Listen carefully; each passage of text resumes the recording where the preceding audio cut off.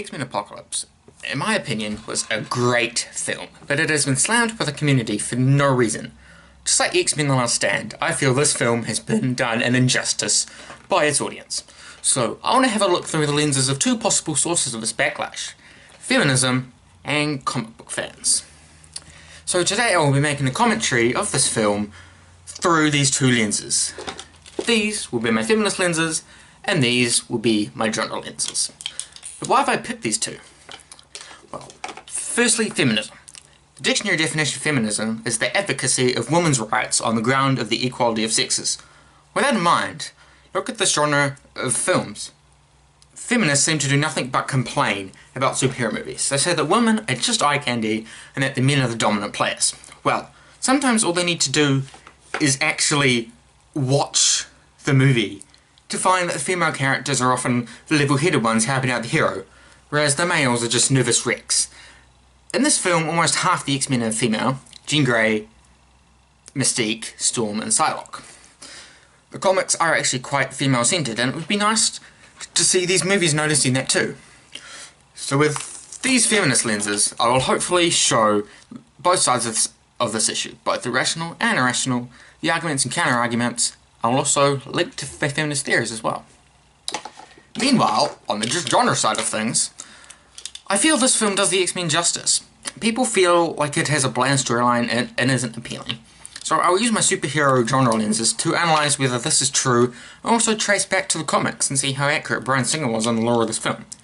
People also believe X-Men films will always be horrible until Marvel Studios buys back the rights.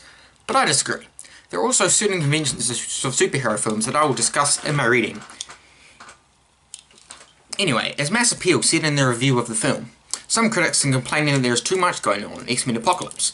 Well, considering it is closing out of a trilogy, following up a critically acclaimed sequel, and setting the table for future X-Men films, I'd say it has to be. End quote. My genre lenses here will be my look into the conventions of the genre and to link this movie to others like it, assess how it changes the status quo, as well as how it holds up to the comics. So, let's get on with it.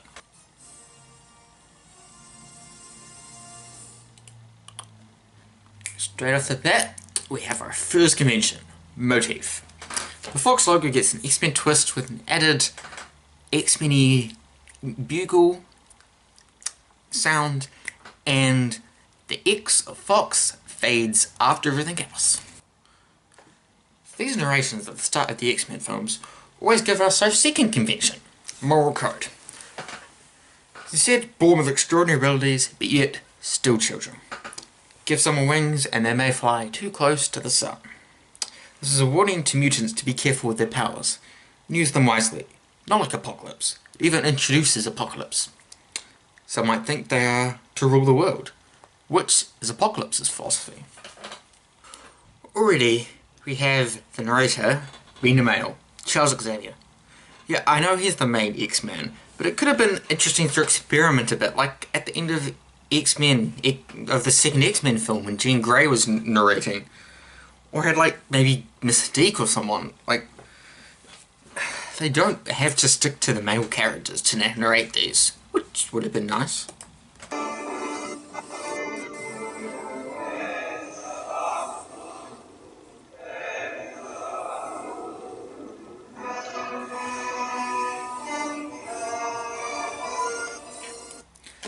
This is obviously backstory for Apocalypse, who we can obviously see off the bat is a very powerful being, used to being worshipped and obeyed, because he abuses his mutant power.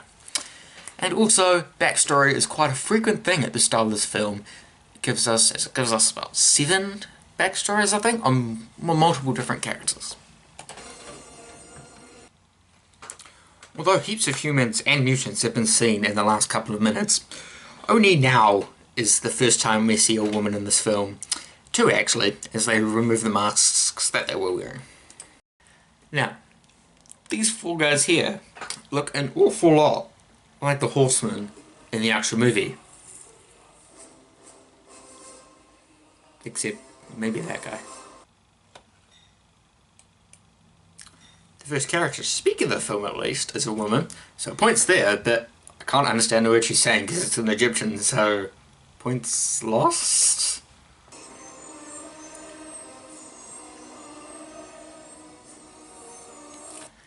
just take a moment to say that X-Men Apocalypse probably has one of the greatest soundtracks I have heard in a superhero movie, which is normally something that they are criticised for not having. Our primary convention, Great Power, is introduced. Apocalypse's skill set has never explicitly been stated, but he absorbs other mutants' powers when he transfers bodies, can also amplify powers, and he also does some pretty funky stuff with sand, so I'll list those down as his original three. A bunch of men take down Apocalypse. This short fight here, introduces our next convention, Rogues Gallery. Apocalypse has a Rogues Gallery of villains surrounding him, his four horsemen of the Apocalypse. Given, yes, these are different to the ones that appear in the actual film, but it does foreshadow it nicely. And throughout this opening sequence, we can see the X motif in various points along it. Here,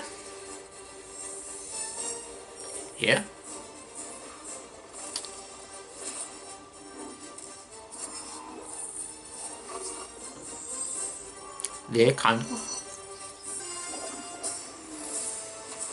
and there, and finally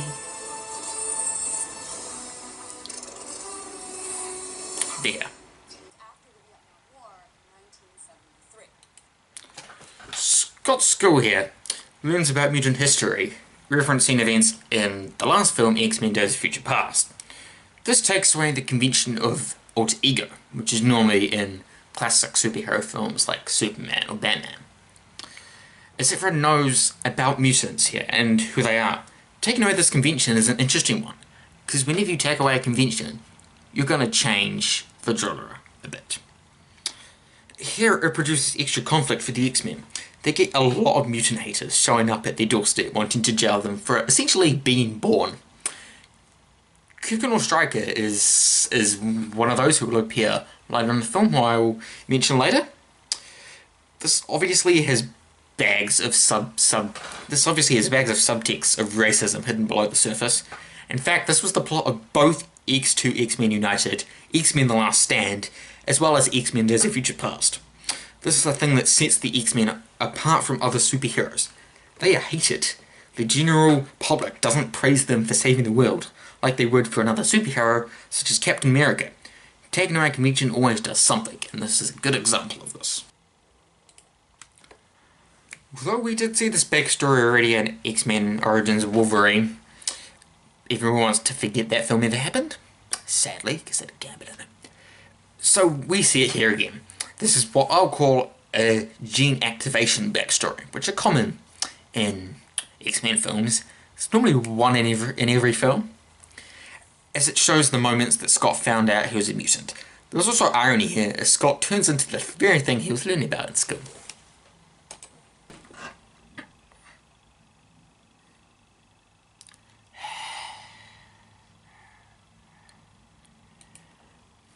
This is how we first see Mystique of this movie. We don't see her face first, no. We see her legs, and then it pans out, very slowly. Good job, Fox, not trying to sexualize Mystique in this movie. You did well. Anyway, Mystique is just a character built for Laurie Mulvey's theory of male gaze, which is that cinema is a defeat for the eyes of a heterosexual male, so it would be a pleasing to one. And no one really likes the character, so Fox should just cut their losses and just ditch the character, because they're not doing a very good job. You can tell that they just want to Jennifer Lawrence. Already we've seen multiple characters in this movie, which tells us that this isn't a solo movie. The audience, of course, already knew that, but I'm just reinforcing that fact. Fox uses lots of team-up movies. Marvel Studio, on the other hand, uses lots of solo movies. The reason I think Fox does this in reverse is to get more money. By doing your team-up movies first, you get to see which characters the fans like, and create movies for those characters. Take the Wolverine films, for example, where they essentially took their most beloved character and just made more money from them. But if you do origin and solo films first, like the MCU does, you risk making films for characters that aren't very popular. And this is also more backstory. This time with Nightcrawler and Archangel. Akin to the first X-Men film, these two are in a cage fight, like Wolverine was at the start of that film, to show A, they are mocked and just for the enjoyment of others, and B, their skill set. So I can add their abilities to my list for that convention. Wow. It's as if Nightcrawler walked straight off a comic book page. His blue skin and torn eccentric clothes work perfectly on the big screen. I saw one website complain that Nightcrawler was ruined by making him a Joker, but honestly, get your facts straight. Normally Nightcrawler was a character you couldn't help but love, until he was killed in the comics. But there was an alternate universe version who joined the X-Force who was the complete opposite, who teleported people's heads off and teleported a shark into blob. That's obviously who they're getting this Nightcrawler confused with.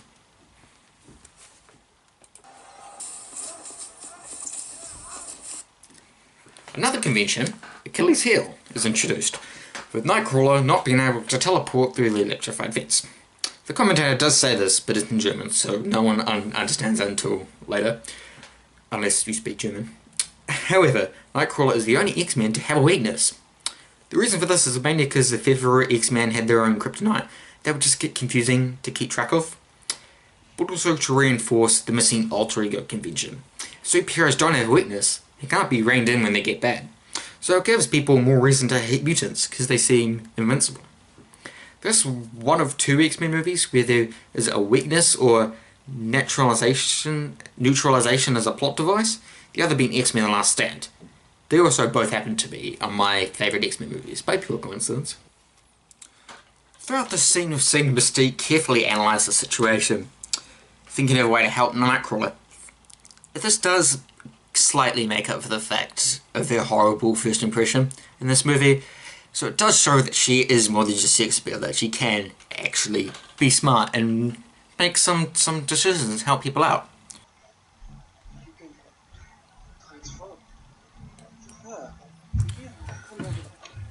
Nightcrawler recognises Mystique, who we see now as someone a lot of mutants look up to, and the Mystique's response shows she is humble enough to think what she did didn't make her a hero, but less on that is on a different movie.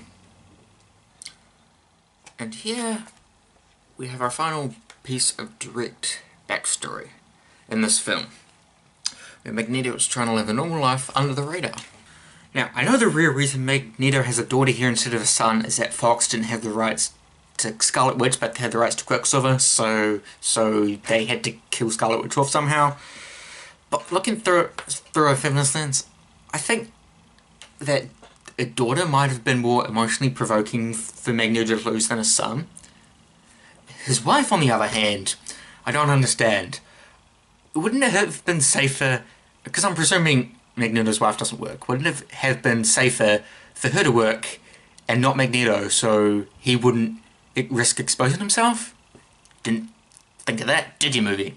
The recurring X motif again. And it also introduces our next convention, Headquarters. Our first look at Jean Grey, probably the most strongest female character in the film. Scott bumps into her, but she managed to save her stuff using her telekinesis. She doesn't seem that keen on Scott, which is a good change from girls and films who are normally crawling around the guys. But it is evident that something is haunting Jean, which instantly makes her a compelling character. Jean is also established as kind of sassy, which is good.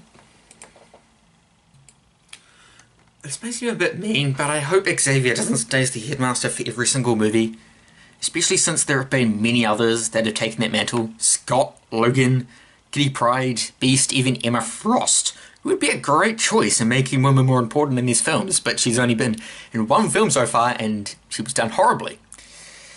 Or even better, Kitty Pryde, who has only appeared in 2 films so far as a minor character and is probably one of my favourite X-Men. But anyway, we already have had the 2 most dominant characters showed to us, and they are both men, telling us that this world that these women in this film live in is ruled by men.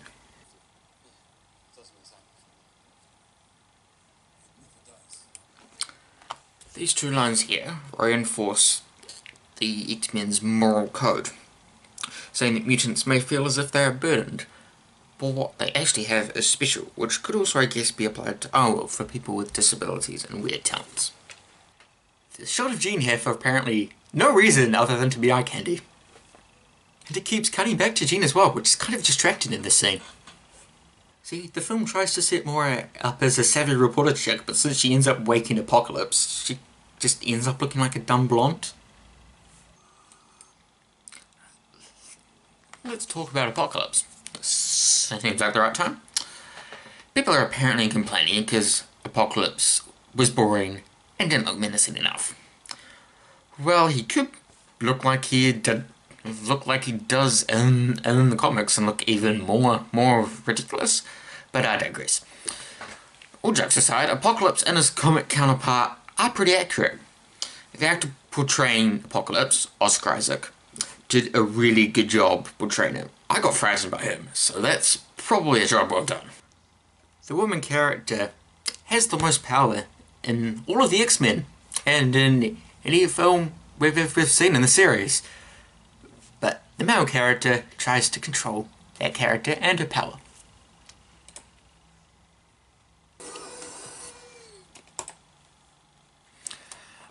Another character I used to find boring. Jean just seemed very overused and boring in the first 3 movies. But this story is actually ultimately about Jean. She is the one who at the end saves everyone by releasing the full extent of her powers, which we just saw. Which is a glimpse of the Phoenix Force, which lives in her and haunts her. And in the comics, even kills her. Multiple times, and kills a lot of other people.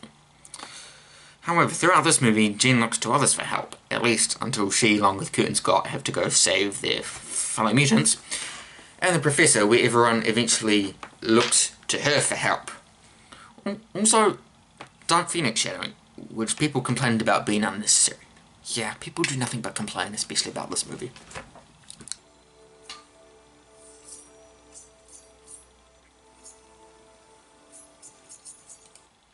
Fun fact. This scene here is almost straight from a comic book, one where the police accidentally kill Eric's family. Almost exactly how we see here. Storm is independent, not needing anyone, let alone a man, to help her. She fends for herself, albeit by stealing, but we'll just ignore that. Moira seems to only exist in this film to be objectified. The only main character who isn't a mutant. I'm not counting General Stryker as a main character. Moira seems a bit of a waste in this movie, to be honest. I know she was a key character in X-Men First Class, but that film was primarily about Charles and Eric, and Moira was Charles' girlfriend in that movie. Whereas this film is more about the other mutants. Moira doesn't do much, apart from tell Alex and Xavier about Apocalypse, and she's also the one who's inadvertently responsible for waking Apocalypse, due to sticking her nose into dangerous places, so you could say she was a very weak character in that regard. She was also only in this movie to be Charles' love interest again. Joan and Alex asked Charles if he's ever looked up Moira on Cerebro, to which Charles replies he has. Twice. I mean, the fact that McAvoy improvised most of the lines in the scene make it a bit more reassuring that the studio aren't total pigs, but couldn't they have left that part out?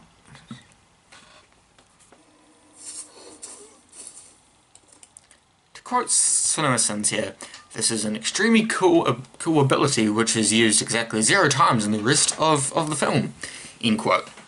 Which does actually pop up a lot in this film, especially when the character is powerful as Apocalypse. Writers sometimes forget what the character can and cannot do, which can be, or is, showing sloppy writing.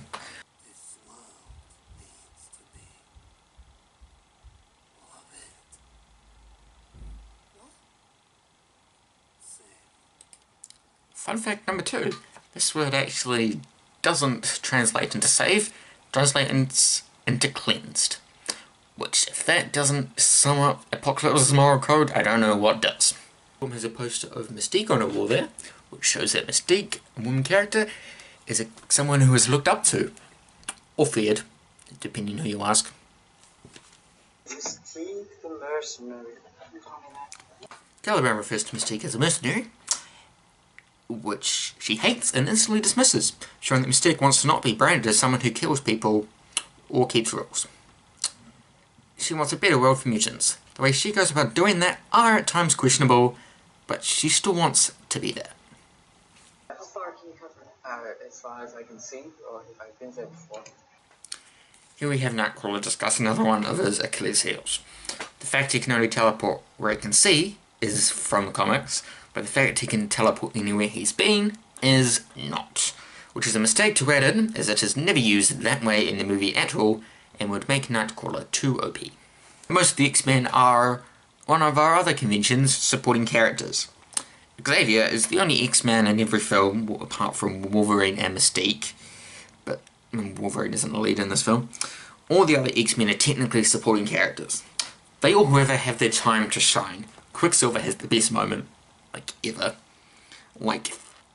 Even Havoc has his own mini time to shine, and even the Four Horsemen have their own as well, which is a nice use of juggling characters. Hey, I have special glasses now. They're not scared of you, they're scared of me. Interesting lines here. Scott assumes that he is more dangerous than Jean, maybe because he doesn't know about the whole Phoenix thing, and Jean assumes that she is more powerful than Scott. Chauvinistic? And towards who? Not blue? Looks like you and I have that in common. You have to hand it to Mystique. She does what she wants. No one told her to come back to the mansion, a place she hates. She did it on her own accord in order to save her life. Side note here, I have noticed lately that there seem to be a few women stereotypes in movies and TV shows lately that seem to be popping up a lot. For example, if there is a woman who is impossibly smart and isn't sexualized at all, see for example, Bishop from NCIS, or Samantha Carter from SG-1. Then there is the Ice Queen, someone who doesn't sympathize with people very well, e.g. Claire Daring from Jurassic World. And then there's the Femme Fatale, example, Natasha Romanoff from The Avengers. The Bat Crazy one, example, Vala Maldoran of SG-1 or Luna Lovegood from Harry Potter. And that annoying, obviously feminist character, example, Mary Poppins, Rey from Star Wars, Jennifer Lawrence from Hunger Games. However, the women characters in this film don't seem to fall into these stereotypes. Mystique is a feminist character, but isn't forced, and she can still sympathize with others. And she isn't a genius. Jean is a new type of character who would have become a feminist character, but didn't. Storm is just none of the above, and Psylocke isn't totally femme fatale, I will get back to that later, as her looks or charm aren't focused on at any point. And then there's Moira, who's something I'm not sure about. But anyway, this is something I'll continue to bring back up from now on. Let us, Elsie. We are looking for mutants. Since you know where to find them, we came here. Herman doesn't know you. Apocalypse allows Storm to speak before he comes in and monologues himself. How nice of him. However, it is the only time Storm speaks in this entire scene. Apocalypse chooses a female character, Psylocke, over a male one, Caliban. And when the other choice, apart from Psylocke, was someone whose power is literally finding mutants, this is quite a significant issue. Apocalypse could have just had an attraction with the colour purple or something. I don't know. Now, the real reason is probably because Psylocke would have been the best fighter to be in the Horsemen. For anyone who doesn't know, the one in the yellow jacket and pink glasses is an X-Men called Jubilee. They nailed her comic costume, but apart from that, the character is nothing like in the comics, maybe because they just don't use her at all in this film. Well, in the comics, Jubilee is a vampire. Yes, you heard me right. And I don't remember her original mutant skills, but it doesn't matter because they aren't shown here, either of those. Jubilee did apparently have a scene, but that got cut. It's a shame, as Jubilee would have really nailed the era that this piece is set in. Civic duty. Scott, What? You've been cooped up here for a long time. Your professor's not even home. I'd like to go to the moon. Try it. Alright. Where does he keep his cars? Now we have Scott, the male character, making the decisions in the group. Jean tries to have a say but is ignored. Male dominated society again. And yes, I know this is mainly because Cyclops is the leader in the X-Men. I don't care.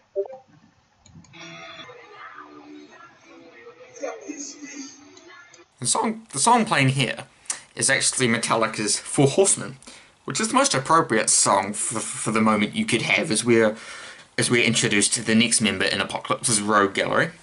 It is also a cool Easter egg, which are massive in this genre, as these films all have nods to pop culture and other superhero movies, more so now with the invention of shared movie universes.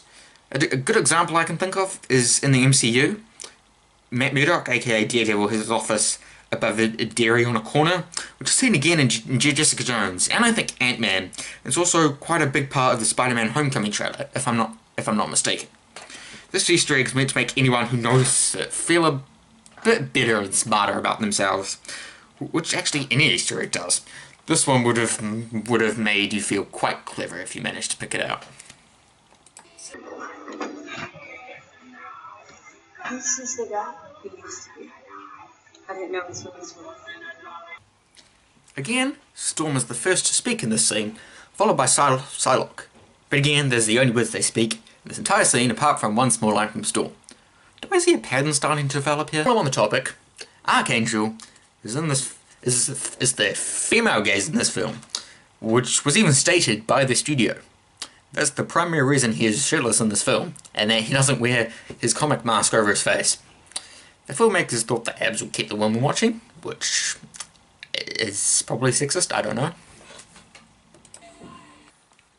People were complaining about the overuse of CGI in this film, but this brilliantly showcases the extent of Magneto's powers. He's a very powerful mutant, I think even Omega level, which means he's like at the top of like the spectrum of amount of damage he can do.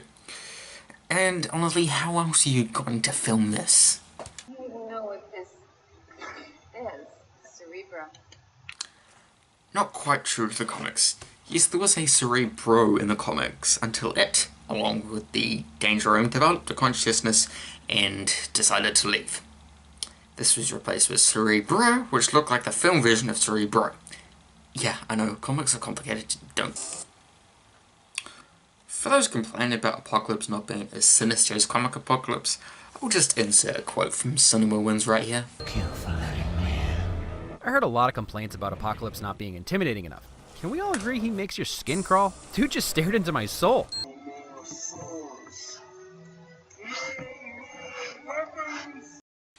A lot of relevant things here.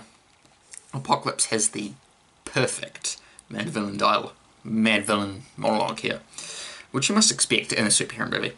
Another thing utilised in superhero films is music, and this classical music is different from what you'd expect, but it actually really works.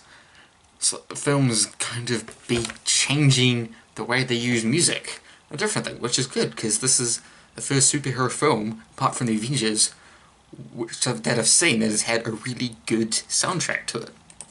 And sorry, I just have to point this out. It wouldn't be a Marvel movie without a good old Stan Lee cameo, which is also fan service. It is something purely put in for the fans, but I'll get back to that later.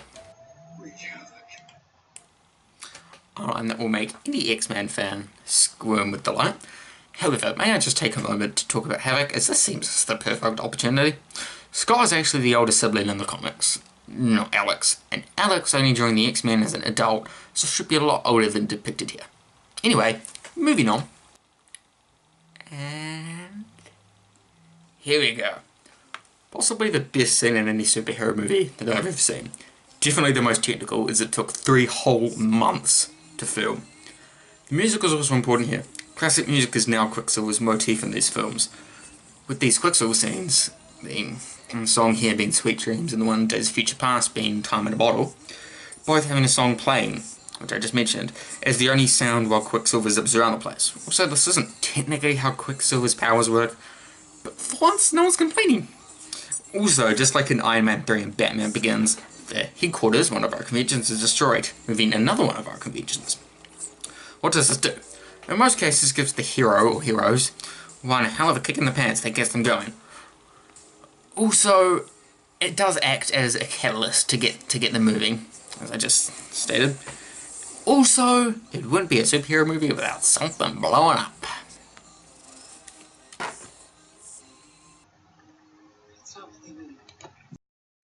This is the first time a woman character has spoke in over 10 minutes. Yes, I did time that. Anyway, this was the turning point for Mystique here, as she realises everyone looks up to her as a role model. I don't actually know why they would see a naked blue-skinned terrorist girl as a role model, but anyway, everyone looks up to a female character, so it helps. I would say that this is increasing her chances of becoming the feminist character stereotype. So I remember that she was a villain in the first 3 films, and also remember what she looks like in her natural form.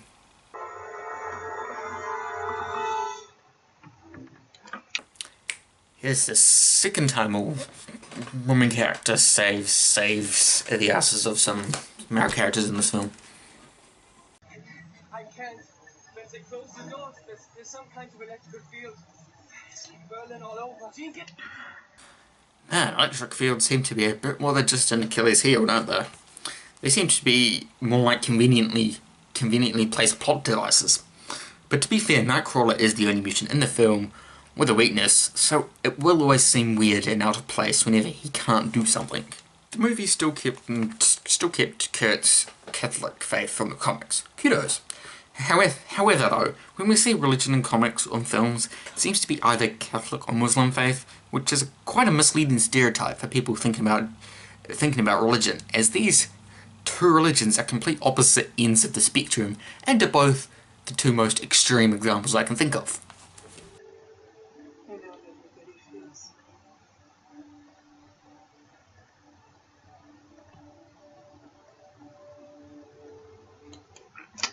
Jean, the female character, is the cool-headed character here, reassuring Scott, who's meant to be a strong guy but is currently crying and not getting a grip on himself at all. Scott should be the leader of the team, but it seems as if the one that's really holding the team together is actually Jean. And might I just say, when a character cries in a film, it's normally a woman character, so this is a really progressive step here. Let's talk about Hank. In the comics, Hank is blue. All the time. Except for, a couple of years he was grey. He has never become human again. Not like Thing in the Fantastic Four, who's able to turn into human once a year. Fox, I can tell, just didn't want to have the actor in makeup for the whole film. Same reason as Mystique. They were just lazy. Anyway, I guess for his personality, it's the same as the comics. I don't really know. I've never been the biggest Beast fan. He's kind of just been a bit boring. Commander Stryker is someone who has his own moral compass about mutants. He believes they should obey humans and not be allowed to run free. He is actively anti-mutant. And in the comics, he's the Purifiers at one point, which are a religious order that believe mutants are an abomination created by Satan, and that it is God's work to kill them. Which, I guess there are some cults out there in the world like that. If not, this is a metaphor for those hyper-religious people that yell at you that you're going to hell anytime you do something even remotely considered sinful. I myself am religious, but I'm not that kind. In terms of comic accurate Quicksilver, the MCU wins that prize with Quicksilver in Age of Ultron. In terms of coolest Quicksilver, this Quicksilver wins hands down. The Quicksilver in this film is socially awkward and a big nerd, which isn't him in the comics. Who's dark and brooding and is angry at everything and everyone, all the time. Mind you, this Quicksilver doesn't have his sister Scarlet Witch with him to support him. The power of speed gets slightly altered in this film. As for Magneto not knowing who his son was, it was the reverse in the comics. They just couldn't resist, could they? Putting Wolverine in this film, just for the scene, serves as something called fan service, which I mentioned earlier. Which is exactly as it sounds, putting something in the film purely for the benefit of the fans. Think of scenes like the airport battle from Captain America Civil War, like Ant-Man featuring that same movie, or the Joker being a main character in Suicide Squad, or the scene in Series 1 of Marvel's Luke Cage, where he tries on different costumes, one of them being his horrible one from Costume. That is the only time you'll hear me call a comic costume horrible. Or even Wolverine's cameo in X-Men First Class, where he used up the one F-bomb allowed for a family movie, and it was the only one of 2 words he spoke in the entire film. They don't really add anything to the plot, these bits of fan service, except for that Captain America Civil War case. The scene just exists to keep the fans happy. This Wolverine scene here could have been a bit better, but since it was a PG-13 rating, they couldn't have Logan-level violence. It's still the most blood we've seen in a Wolverine scene featured in a PG movie though. But may I say, since this is a superhero movie, I find nothing wrong with fan service, because superhero movies are purely made for comic book fans or people who read the comics, not critics. So there's nothing wrong with putting stuff in there explicitly for comic book fans or for the fans of movies.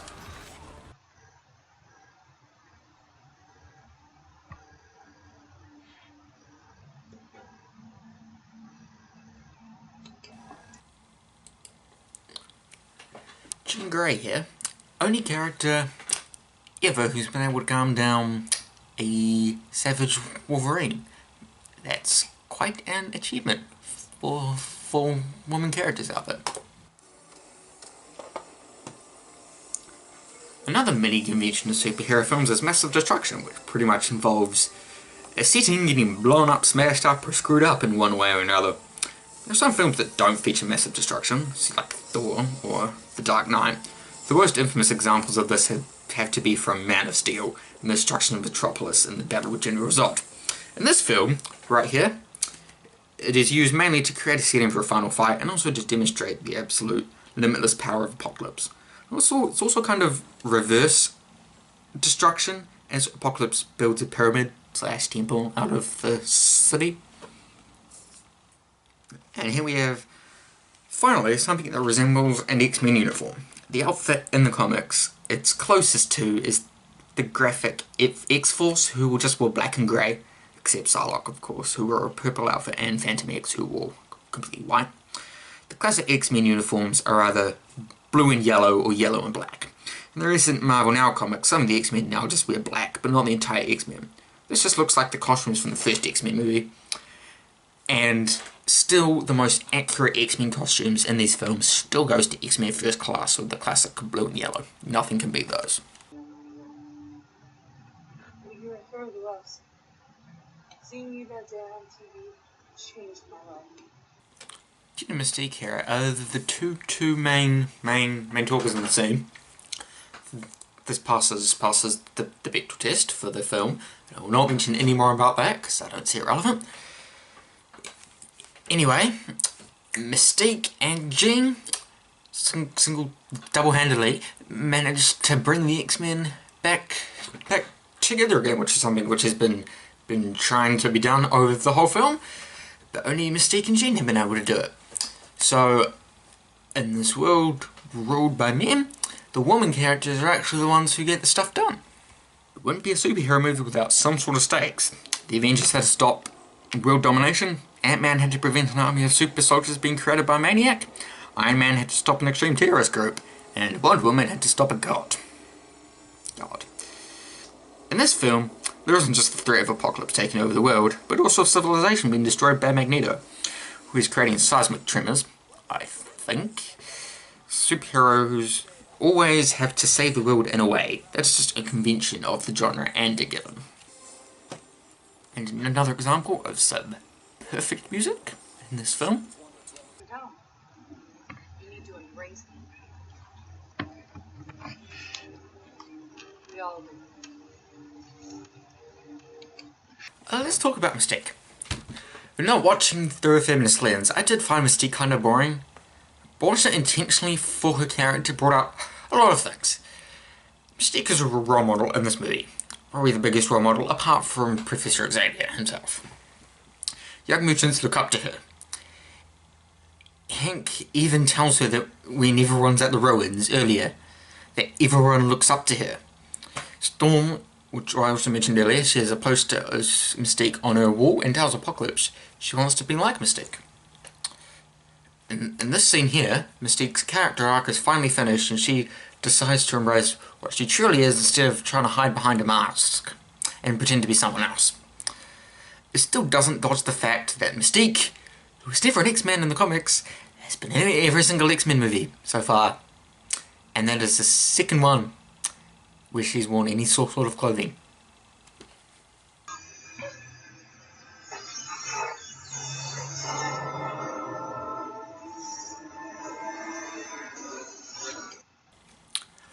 Oh boy.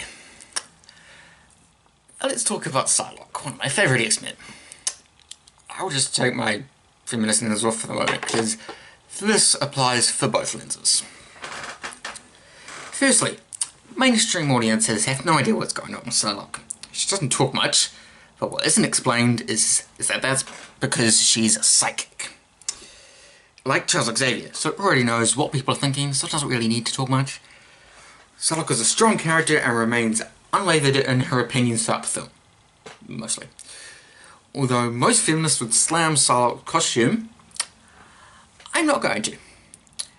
For reasons. I'm not being out of character with these lenses, because I said I would examine both the rational and the irrational. This is one of those irrational things that hyper-feminists bring up for no apparent reason other than to be annoying. Anyway, so people who would read the comics would know that this costume is Psylocke's most iconic costume in the comics. It does have a slight alteration here, so this makes it one of the most comic accurate costumes I have seen in a comic book movie. And that's saying something. 2. Olivia Munn, actress playing Psylocke here, said that it was actually her idea for the costume, not some male in Fox Studios.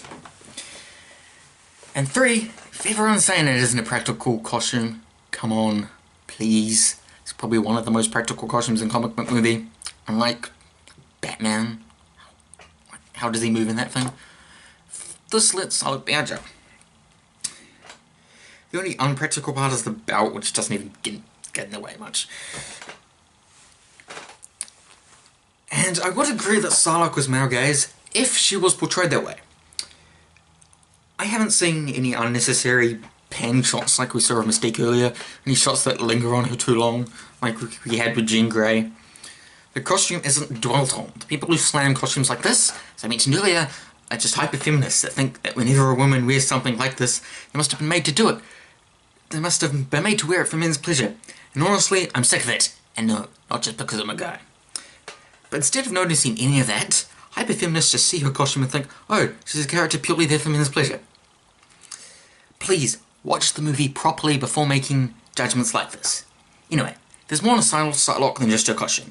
Left out a ridiculously complicated backstory, full of body switching and assassins, various other stuff, which I think was a good move in a film not about her.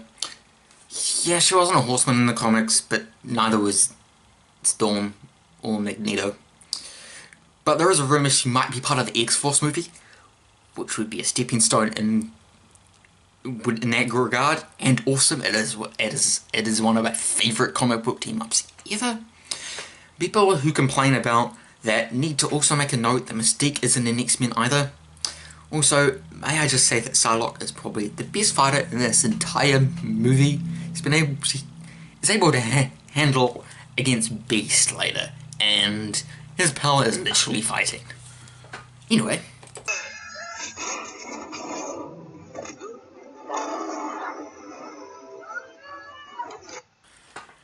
Man, the Horse would go through a lot in this film. I mean, that's because they're henchmen.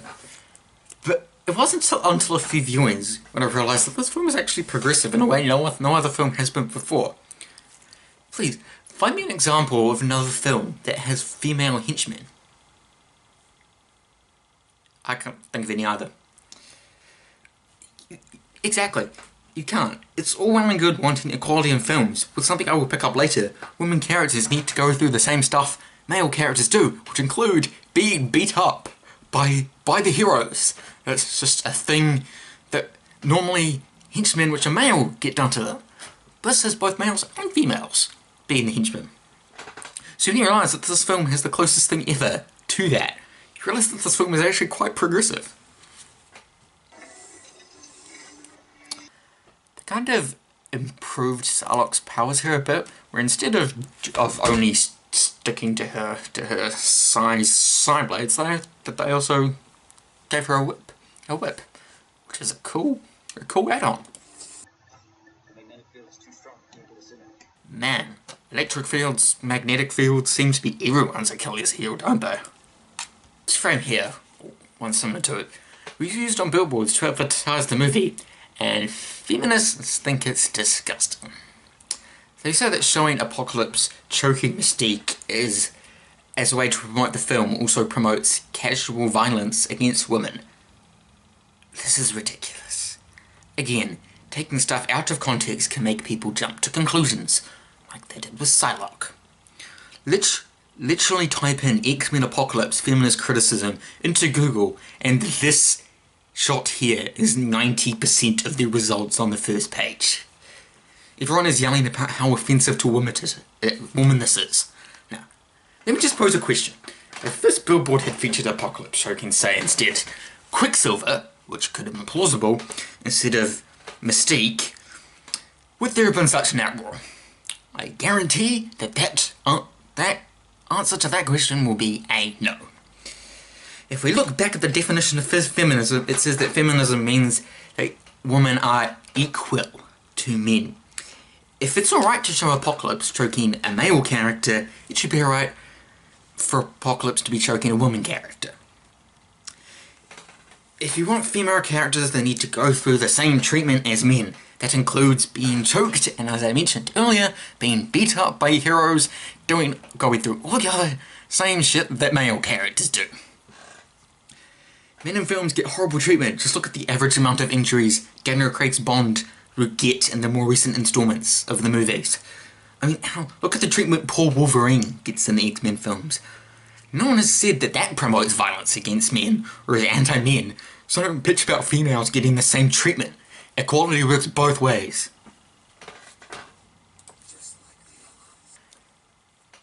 Let's just pause for a moment and analyse how the woman characters are going in this film.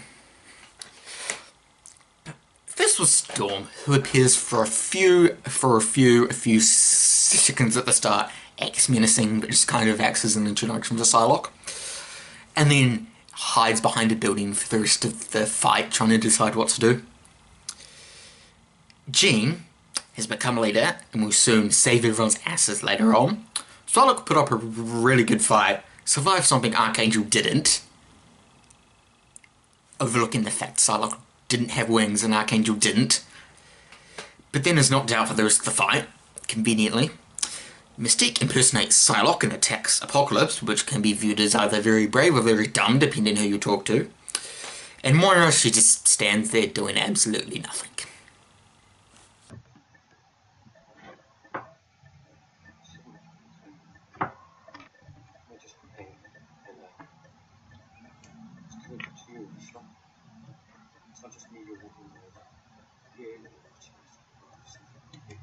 Another frequent thing in superhero movies is flashbacks, as they serve as a cheap, quick way to give exposition without really having to try.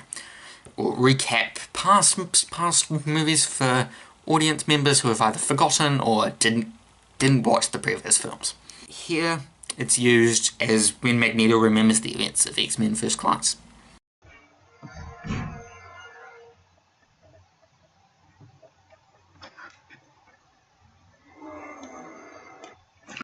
This is a cool effect which I've normally only seen in a comic book, like twice, where Scott has had to go into Emma Frost's mind, or Emma Frost has had to go into Scott's mind. It's kind of this like kind of weird mind maze kind of thing, and it works perfectly on the big screen.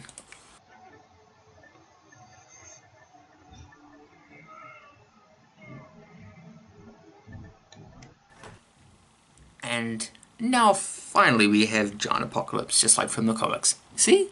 It wasn't left out after all. It was implemented well as a giant apocalypse in the real world would look kind of silly and stupid, and a bit campy. Here in the psychic world it looks brilliant, and actually works better.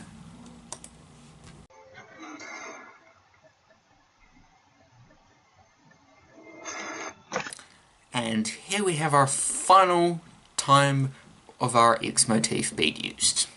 This time by Magneto.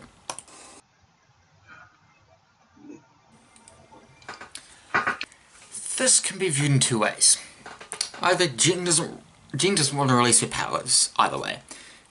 As it could be because she fears she's too powerful for everyone, which could show that Jean has been controlled by the male character to not releasing her full potentials or gifts, so she's too afraid to disobey that. Or she could be viewed as knowing what the right thing to do is, as most male male characters in this position would just go in guns blazing, release their full power and wreck everything, in which case Jean could be seen as more sensible.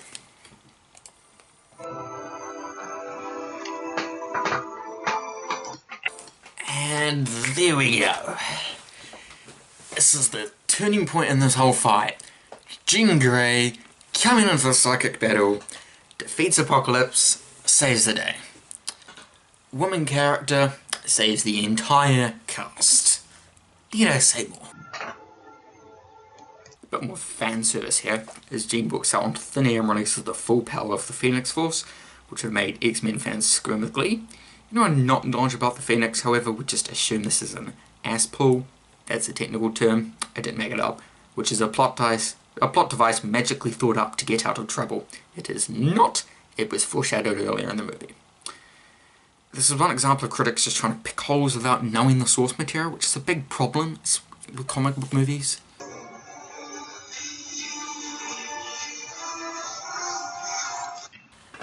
And now Storm comes in and stops Apocalypse from getting away, although I very much doubt that a bit of lightning will be able to stop this all-powerful Apocalypse from teleporting away. Anyway, character development as Storm turns on the mentor who's been helping her through this journey.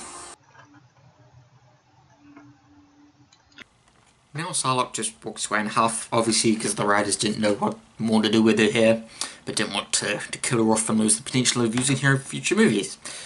Which is such a shame for a strong character such as her. They didn't realise the potential they could have had with Psylocke. Charles apologises for taking away Moira's memories, and so he should.